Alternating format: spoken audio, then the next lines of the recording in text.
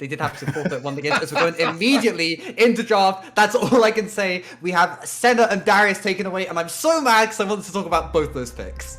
Oh well, the blue wall has looked good on them so far, Wow. and thus they will not be allowed a thing. Wow, this is coming through thick and fast. The blue wall taking away Akali, Nocturne, 2 great divers, Lulu, the best anti-dive. So all of that power taken away. Now any divers will be empowered, but the best ones are gone. But you know what's not gone? Lucian. Still on the table. We see a lot of presence. I wonder if one of these teams is going to pick it up. I do know the blue wall do favor the Senna Lucian bot lane. We've seen them dominate on that. But instead it's going to be the monkey first pick. The Wukong coming out here for Mad Fidgets. Wukong received a whole bunch of changes recently. He can now, like, go through walls. He can do all sorts of things extra. The champion has not previously done. It's propelled him back into competitive in a pretty decent way. Blue wall coming back to something more meta. I'm sure that's going to be the Volibear. No reason to not take this flexible, all-around, unpunishable almost bruiser early on in the draft. Yeah, just very easy, you know, play for priority, and this is what we'd like to see out of the blue wall's jungler. They like to play these early engaged champions that can make plays happen, you know, get their mid lane ahead, get their AD carry ahead, and even, you know, when they're playing center support, get the support ahead. But I don't think they well, Senna off the table, I doubt we're likely to see a carry in the support this time, but still, Volibear, very powerful pick, can impact the map, especially if they get assisted by Rakan.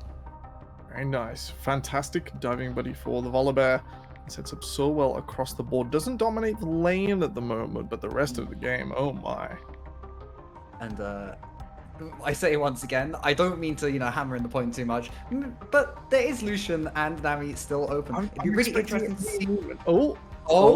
There's, where there's smoke, there's fire. If this gets locked in, come on.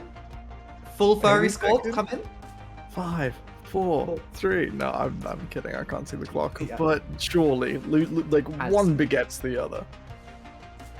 There's the Nami, and here's Varus. Okay, a little bit different. Misfits opting for, well, Mad Fidgets opting for something that scales a bit later and goes on further.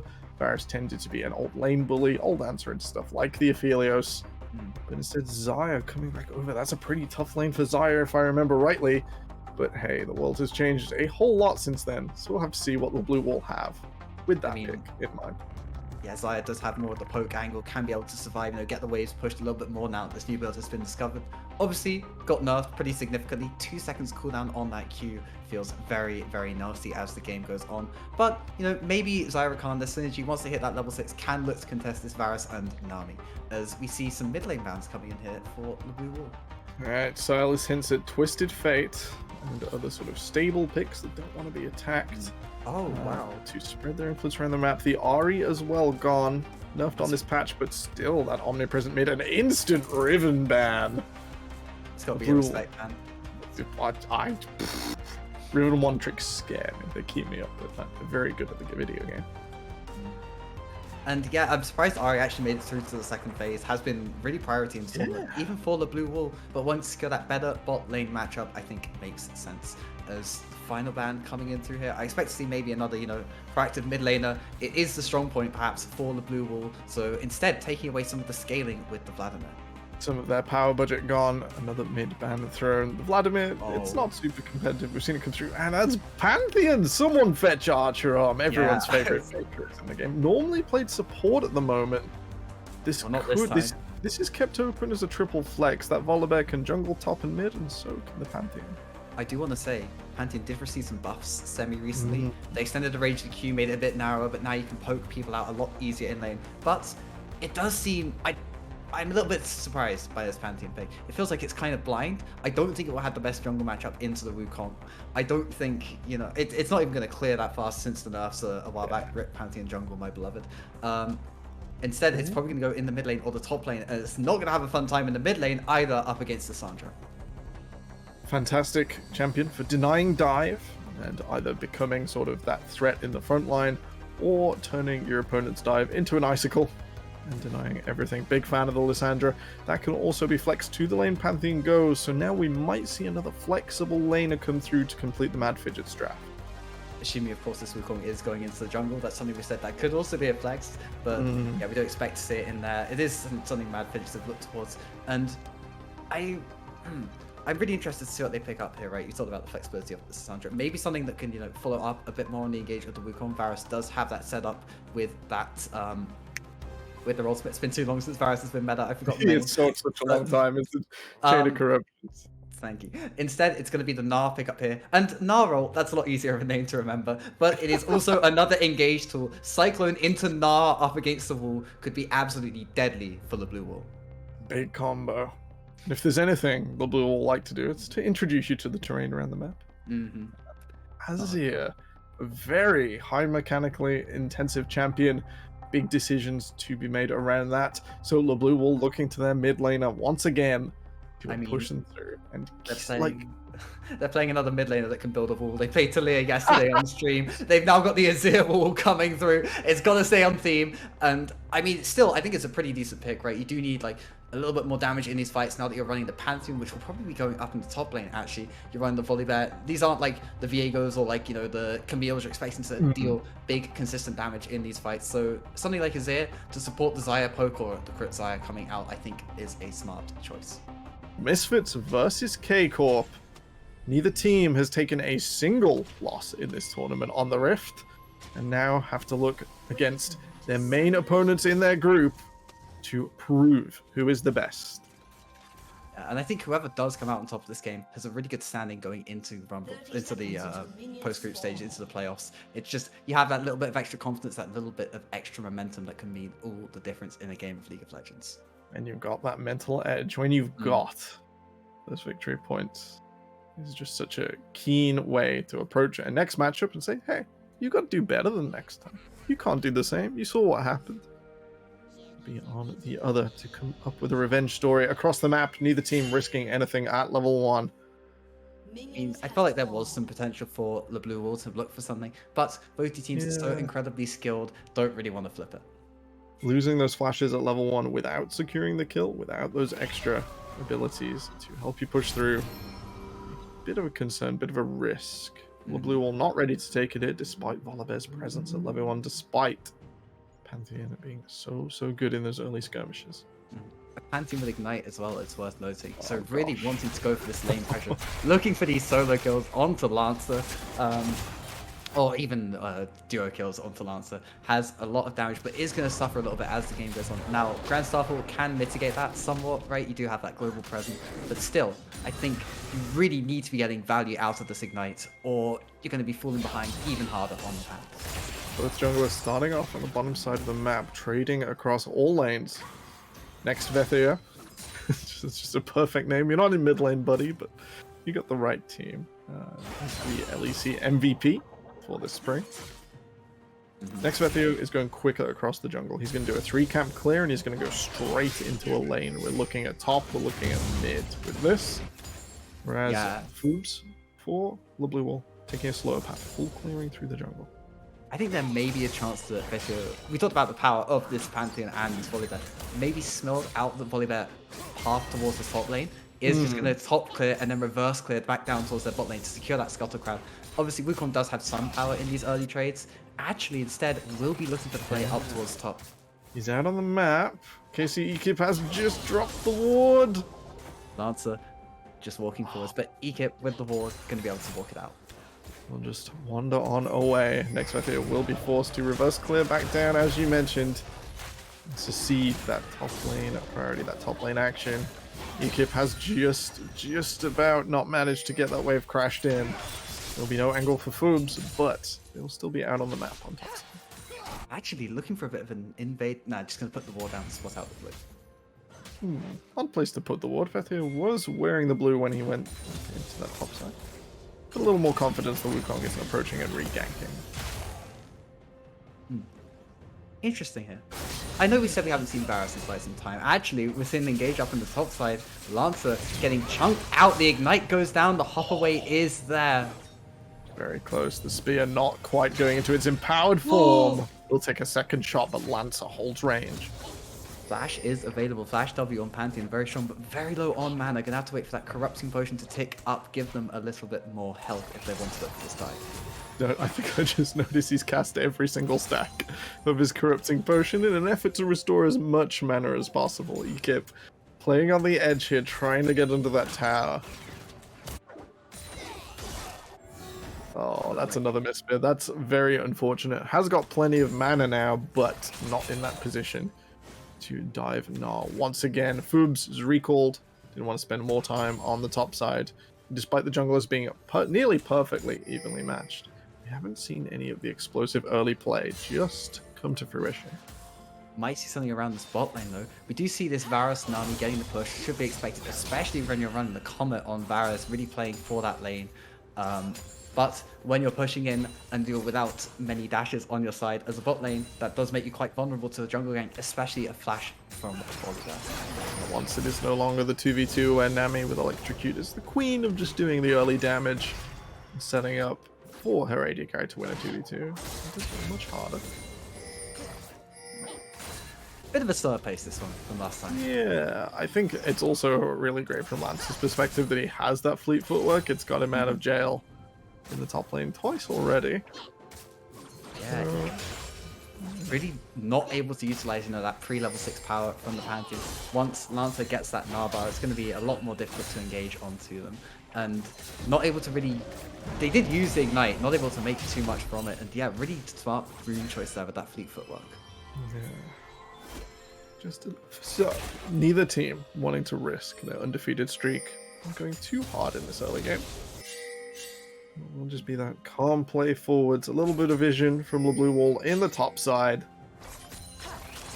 Nothing that will allow them into a lane just yet. Foobs just continuing to farm, continuing to move around the map as maybe that's a graphical error. I can't see any Krugs up there just for now. They didn't feel like, it just felt like putting down the E, waiting for them to respawn, underestimating their own play. There are the Krugs, he was just early. Nothing wrong with being a few minutes early. Yeah, but the fact that you can make it early to your camps on something proactive like the Volibear really speaks to the slower pace of this game, right? Obviously, level 6, a big power point, the Stormbringer is huge, but really hasn't been able to make something work pre-level 6 on this champion, which is what you want to be doing with this early prior jungler. Now, does have decent scaling, will be useful in these late game team fights nonetheless, but we talked about Volibear and Pantheon, haven't really been able to match up. It's not their highest points. When you pick those champions, it goes in, Lancer is mini. That's a lot of damage coming down, actually. Power of Pantheon, the Ignite goes through, and finally the first blood comes out in the top lane. Second time lucky for Ekip in top. And with that Ignite, with the empowered Q, able to throw his spear through the mini Gnar. Take a first blood. And that's the power of the serrated dirt, baby. Item very, very strong right now. We also see the Thalsi being built on the AD carry position. It's going to be the Poke Xayah rather than, you know, the less nerfed build, which I can respect. No crit AD carries here, just lethality only. I think that means we're probably going to have an Umbral Glaive Pantheon who leaves lane quite quickly soon, so that'll be exciting to see, spreading it across the map, trying to get the blue wall patched up in all locations. I think if we see multiple Umbral Glaives in this game, it could be very, very explosive, right? Because we talk about these big, impactful team fight ultimates. One of the best ways to deal with a Gnar bar, one of the best ways to deal with a Cyclone is to spot out the enemy before they can use them, before they can get onto your backline. But with so many Umbral Glaives on the map, if they do get picked up, of course, I could see a lot of flanks happening and a lot of people very scared to walk into darkness. Speaking of, Blue Wall, secure vision around this dragon should be able to pick it up. 3 members of Mad Fidgets, not quite level 6 yet. Solemn and Vetheø have got it. They're going to try and chase this one down. They can't quite reach. Yeah, and in the end, the pushing power of the Azir and the early trading power of this Volibear able to secure that trade. They just get in a little bit too early. The Blue Wall will be rewarded with the Mountain Drake, and they will get on the board first. So, I see the next Drake is an Ocean Drake, right? We talk about explosive team fights. We've got the souls available to us are Hextech Soul, Cloud Soul, or Infernal Soul. And that's just going to make the team fights even more explosive and even more chaotic, right? Obviously, Hextech Drake slowing up people, make comboing those ults even easier. Infernal Soul, big boom. And the Cloud Drake, the move speed when you ult someone as the Cyclone from Wukong, perhaps, or even just the Stormbringer from Volibear. Heck, the Featherstorm from Xayah really, really could mean a lot in these fights, if Soul gets picked up, of course. You've got stuff like the quickness as well. It just all adds up to a huge team fight performance. We're still getting up to speed here, as both teams scaling up quite well. I think even Calming Corp's team, even LeBlueWall, just taking that extra time. They don't need to rush with this Pantheon Volibear pieces. They do need to do things, but it's not going to be the end of the world. They don't need to do or die this in the early games. They're just going to keep pouring these objectives and keep building up slowly.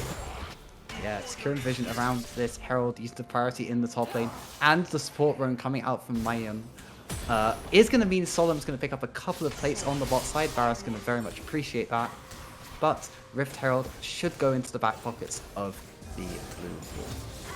Alright, we'll have to see where Fubs casts Shelly, throws them down on the map. Is it going to be an instant throw to top lane, or will they save it for the dragon?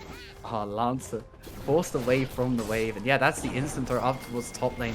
And Volibear Pantheon still very, very powerful. Meanwhile, though, on the bot side, Azir gets engaged on flash forward, trying to find something, but Solemn is gonna give the kill over to Rainbow. Vetheø answers on the other side of the map.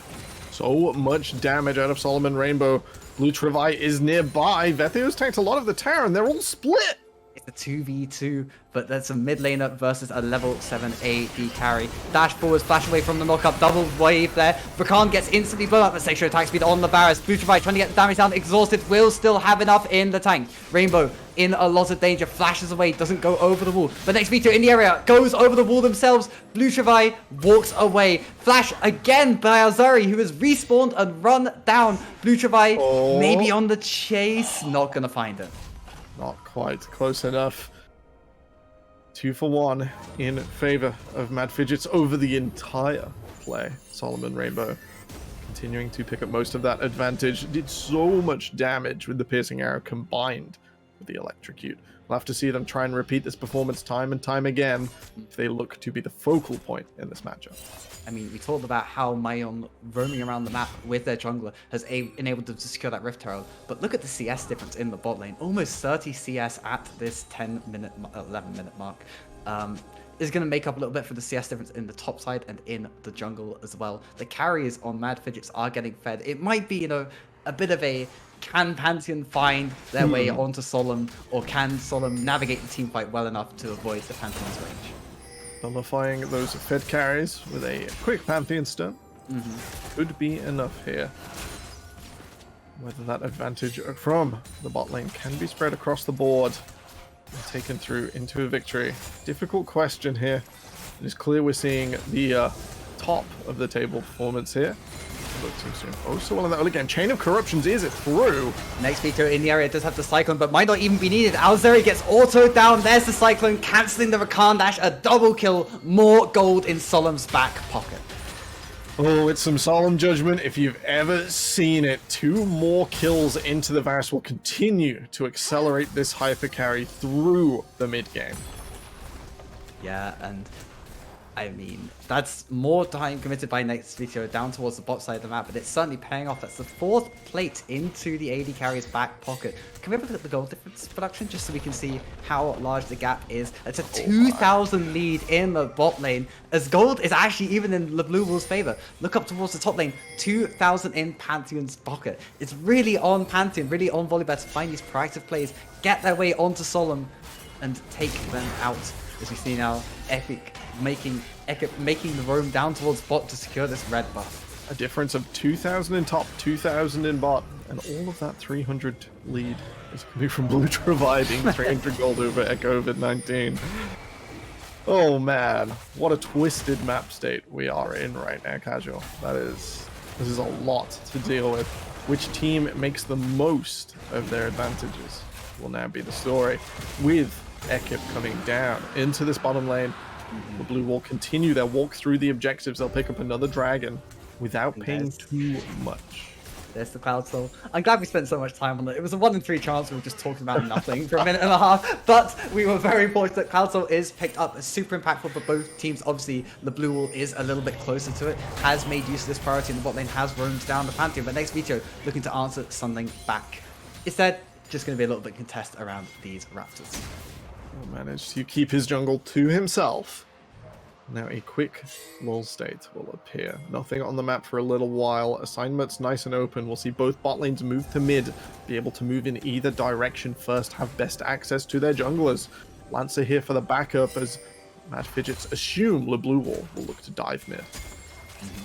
As you can see, Pantheon here on the sideway doesn't have that Grand Starfall if they do want to commit onto Solemn here. Has a 300 gold shutdown. That could really... I mean, you've already got 400 gold in your advantage if you're the blue wall here. But picking that up on something like the Azir, something like this Xayah that's been really struggling in the spot lane, I think that could really shift the momentum of the game.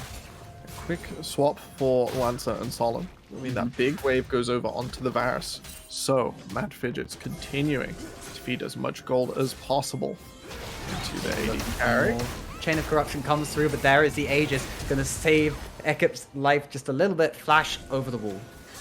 Managed to just about get away. The shield not blocking the CC, so Raaiinbow still able to stun and knock up. But not knock him down. Not knock him down. They won't quite take out ekkövid. Will burn his flash though, and that's pretty important. There will now be no flash for Solemn to worry about in the next team fight. And I think it's really important to look at Solemn's positioning when the next team fight happens. I presume it will be in about 3 minutes around this Cloud Soul. Normally Cloud Soul not the most impactful, but as we said before, very, very important in this game. I really want to see teams securing vision. We have actually seen the Blue Wolves secure a lot of vision. They've got a lot of control wards around that Drake pit. So I'd really like to see Mad Fidgets at some point in the next 2 or 3 minutes just try and walk in and clear out that vision.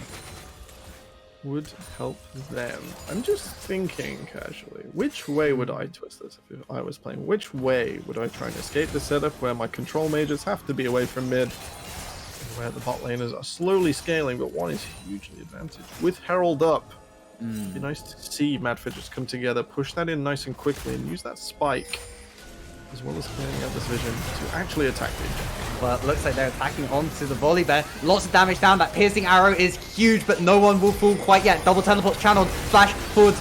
Connection onto the Varus. There's that shutdown going over to Pantheon. Lancer in the middle of 4 will be taken down. Not quite. Flash away keeps them alive, but still, the blue wall find the pick onto the crucial carry, and with that, looks turns towards Rift Herald. Ults still are available. Flash away by LBW2TRAVAIL. Huge mixed feature effect of huge ult onto 3, knocking up every single member of the blue wall. And now, look, stun onto Epic. We talked about this, Lissandra, the shield coming through from the Eclipse, not going to be enough. And in the end, despite losing their AD carry, Mad Fidgets wipe the blue wall off the map.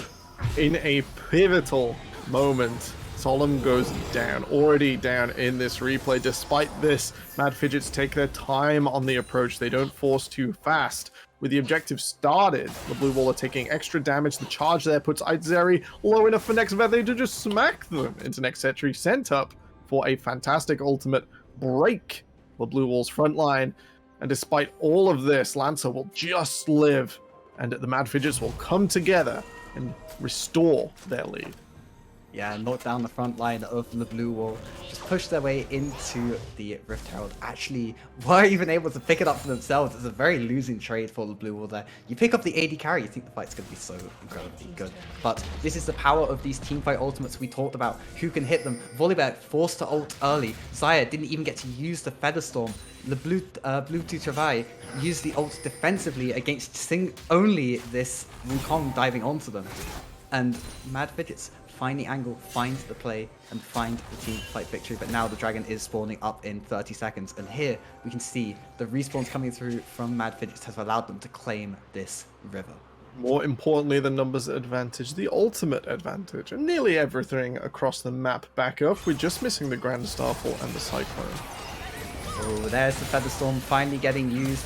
Jeez, that's one arrow chunking out Xayah for half her health. That's no defensive ultimate. Obviously, Chains of Corruption, big cooldown to be used as well, but Solemn can afford to keep poking. Doesn't have the Chains of Corruption to peel away here. Raaiinbow doesn't get the stun. Knock up though. Huge Azir wall onto 4. The charms come through, and there's the wombo combo for the blue wall. Solemn is still hitting. Lancer is still alive. Hits a huge Gnar in return, but there's actually a massive slaughter. How does this end up happening? The Lissandra passive tears through the blue wall, and what looked like a great fight for them will just result in a 5-4-4. Never mind. Yeah, no, yeah, a 5-4 in favor of the blue wall, and that was what actually just happened there. Let me break this down for you. In a huge team fight, Misfits are looking forward. The Mad Fidgets come forwards. They maybe overextend, and with this, Fubs runs forwards. A huge shuffle from TRAVAIL manages to keep the blue wall in the driver's seat. However, Those glaciers just keep plowing away. Gosh. COVID-19's influence lasts much longer than Lissandra on the map. And despite ekkövid's position, despite the way Misfits came up, is able to turn it around, and it's a 4-4-5. Everyone gone from the board.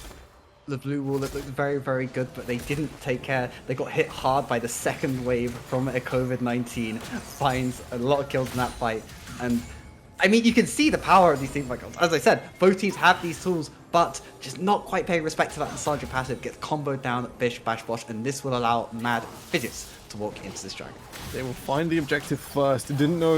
It looked there for a moment like the blue wall didn't know what they wanted across the map. They just met at the mid-tier 1, decided not to pursue the objective. With that, the dragons will take longer to stack, so it's not even the worst thing for the blue wall until the Cloud Soul is stacked. Maybe not the best in efficacy across the map.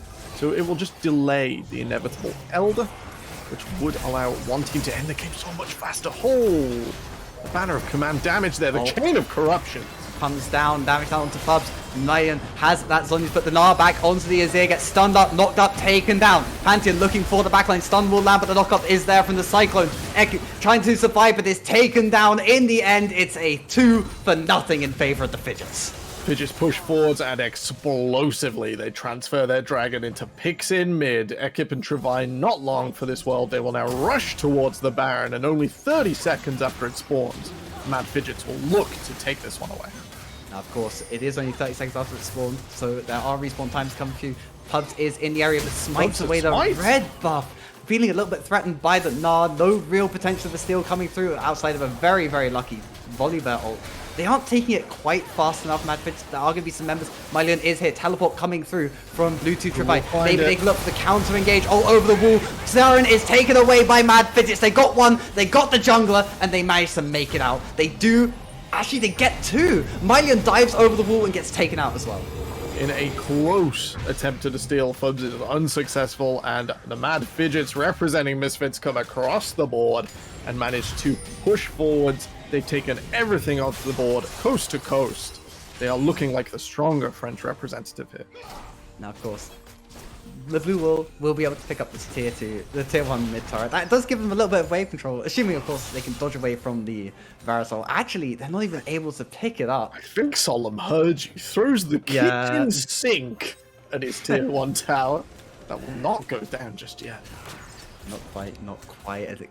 Yeah, it feels like the blue will just keep losing out on these plays. Even when they can find, you know, these miracle engages, they don't respect the Lissandra passive. They try and go for the steal. It's a little bit ambitious, perhaps, from the L Fubs, but we talked about hero plays, right? Look for those. It would have been a hype moment if they had stolen it away, but now you're at 5,000 gold in the hole. Sure, you have a dragon advantage, but you've got a Pantheon that's scaling up not really too well, going for that collector second item. Not really good. Like, sure, you do still have the burst, you still have the assassination attempt onto the Solemn, but we talked about how ekkövid makes it so much harder with that Glacial Tomb, with that Ring of Frost coming through as well. And we saw we saw the Wukong as well, hitting Cyclone onto the backline and the front line in these fights, both peeling and engaging at the same time.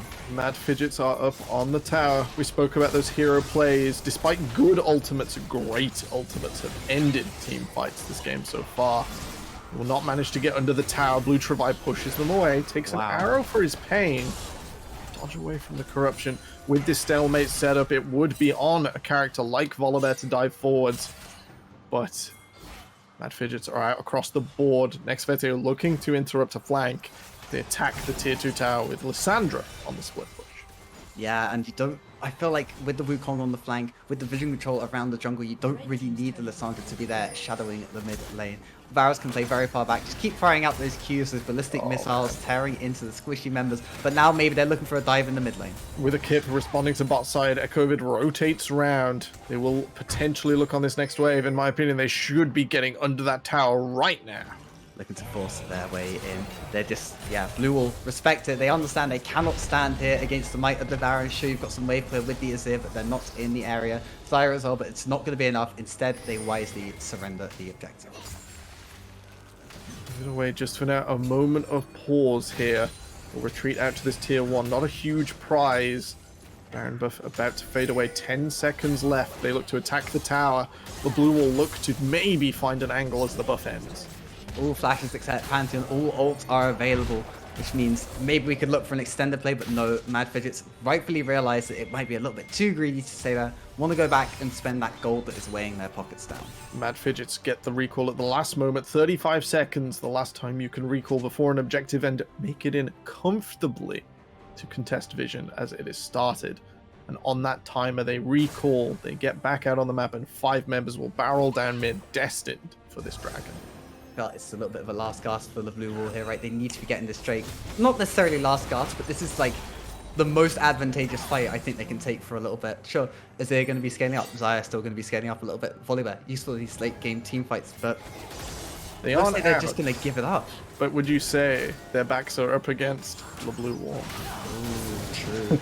Maybe a little bit up against the red Nexus in a minute. But that's in the future. We don't necessarily know that yet. But they do surrender the dragon. They do hand it over to Misfits, and now there's no real chance of stacking up that soul. Well, it's not in the immediate future anyway for the blue wall. It's not going to be until like 35 minutes, 40 minutes for that Elder. So unless the game goes very, very long, which it just might, as Elfub's gonna ult over the wall, gonna dodge away from that Gnar. Gonna just keep his opponents at arm's length for now. But yeah, unless the game goes really, really long, I don't think we're gonna see a solo come through, unfortunately, despite all we were talking about also. It's unlikely. I think we do have the issue from the perspective of the blue wall where they're never going to clear the wave as well as Solemn does, even when he hits full build. The Varus absolutely tears through that wave. It takes Farming Corp, it takes the blue wall just a little bit longer for them to push that wave out. And with that, Mad Fidgets time and time again have removed the minion wave and rotated first. If they can continue this pattern up, they should be in a good position to take advantageous fights. But the big hero play, those big ultimates, and the execution of both teams, the true deciding factor. Yeah, I think it's going to be... I think, you know how Albert Einstein said, I don't know what World War III will be fought with, but I know World War IV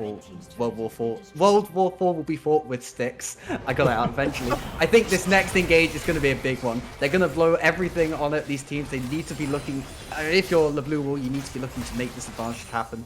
If you're Mad Fidget is going to want to blow everything defensively, decisively, especially around this Baron spawning in 30 seconds. I think the next team fight could be really huge for both these teams. Mad Fidgets are in early, will leave behind their vision.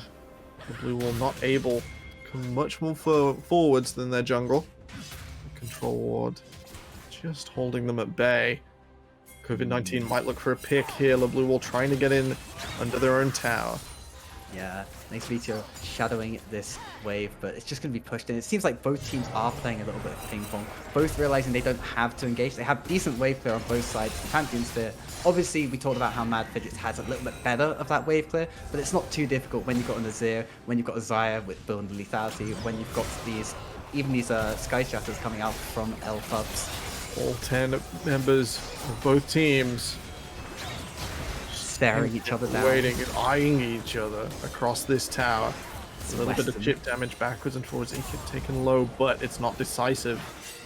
It isn't the make or break. We need to see Miyeon also taking low. The blue wall taking some slings, taking some arrows for their defense. They have to make something happen, or the slow chip will break them down.